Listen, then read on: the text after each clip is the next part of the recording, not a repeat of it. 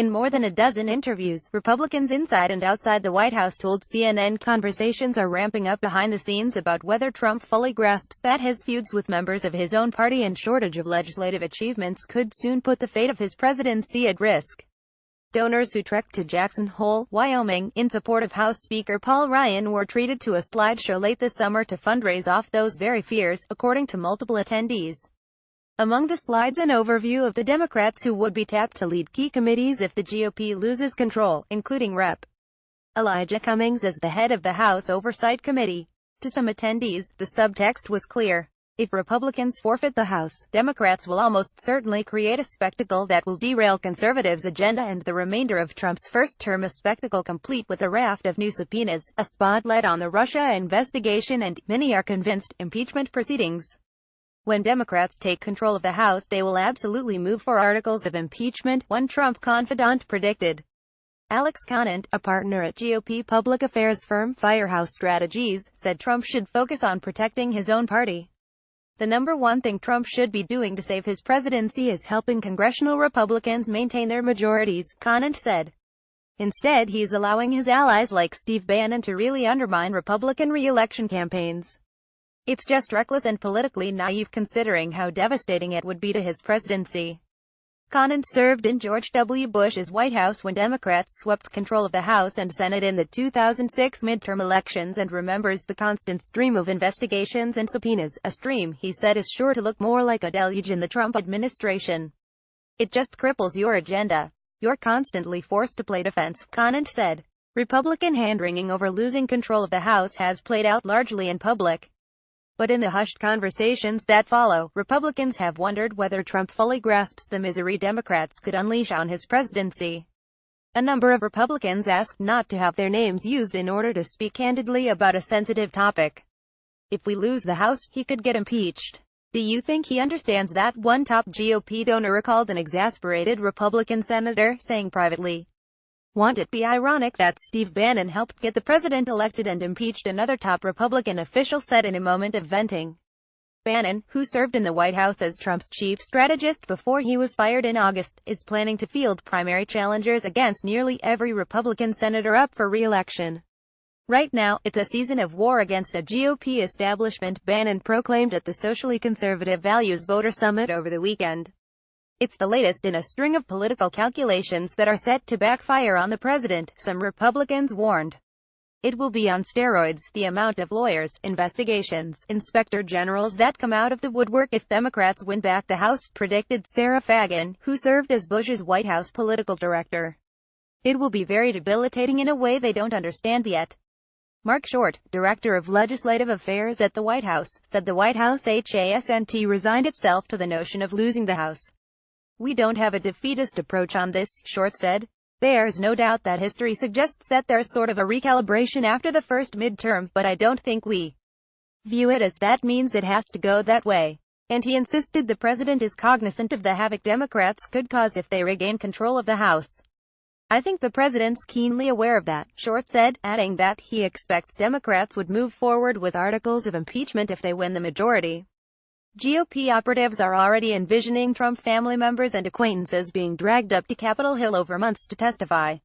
Once the House is lost, then it just becomes, let's look into Don Jr.'s tweets, let's subpoena his country club locker, one GOP strategist quipped.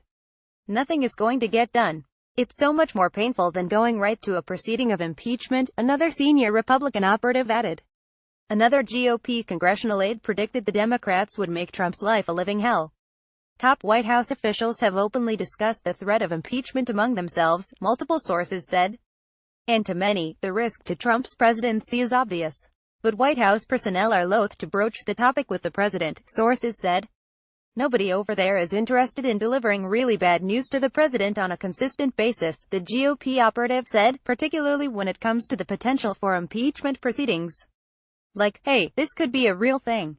You shouldn't be so dismissive about it because Chuck Schumer and Nancy Pelosi aren't your friends. Booting the president out of office is exceedingly difficult, a point conceded by even some of Trump's fiercest critics. If Democrats win the House, they could vote on articles of impeachment. If at least one of those articles garners a majority vote, the president is technically impeached, as was the case with former President Bill Clinton in 1998. Then the issue moves to the Senate, which conducts a trial presided over by the Supreme Court's Chief Justice. If 2/3 of the Senate finds the president guilty, he is removed and the vice president becomes president. No American president has ever been removed from office via the impeachment and conviction process. While Trump may not be overly preoccupied with the threat of impeachment, he has been livid about what he sees as Congress' inability to execute his campaign promises. The Congress has been frustrating to him, retired Gen. John Kelly, Trump's chief of staff, told reporters in the White House briefing room Thursday, lamenting the sluggish pace of the legislative process. In his view, the solutions are obvious, whether it's tax cuts and tax reform, health care, infrastructure programs, strengthening our military. In response to that frustration, the president has begun making as many changes as he can unilaterally. He announced he was ending the Deferred Action for Childhood Arrivals program, which protected young immigrants brought to the U.S. illegally as children. Last week, he began to chip away at Obamacare with an executive order that overhauls the insurance system. He chased it with an announcement that the administration plans to end subsidies to insurance companies that help low-income Americans pay for health care. Trump also said he had no intention of certifying Iran's compliance with the nuclear deal, punting the issue to Congress to determine whether to reimpose sanctions on Iran and scrap the deal. Still, the moves fall short of a signature legislative accomplishment. They also risk charges of hypocrisy after Republicans, including Trump, spent years hammering Obama for governing via pen and phone rather than through Congress. The most important factor for how the Republican Party does in 2018 is whether we cut middle-class taxes or not, said Corey Bliss, the executive director for the Congressional Leadership Fund and American Action Network. The Republican Party controls the government, and we're going to be judged on delivering results. Trump's approach to governing via executive action highlights the precarious situation the president's team has found itself in, roughly a year before the 2018 midterms, after multiple failed attempts to repeal and replace Obamacare and on the precipice of a tax reform fight that is far from a surefire victory and could easily spill over into next year.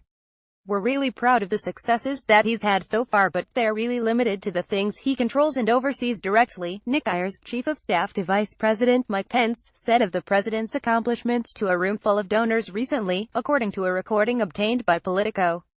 We're really frustrated with what our Republican Congress has not been able to do. Even as some of Trump's allies see little culpability on the president's side, many on the opposite end of Pennsylvania Avenue take a different view. They see a president who has done little to sell his agenda since taking office. Instead, he has cut deals with Democrats, sparred with top-ranking Republicans and stood by as Bannon takes aim at sitting senators. All moves that are hindering his legislative progress, and Republicans fear squandering the GOP's window of opportunity while it controls both the House and Senate. In his speech to GOP donors, Ayers served up a dim projection for the midterms. We're on track to get shellacked next year, he said. He implored donors to purge Republican lawmakers who don't line up behind Trump's agenda. And, perhaps in a sign of the West Wing's defiance or political naivete, he offered a glossy assessment of the president's fate. The president's going to be fine, Ayers declared.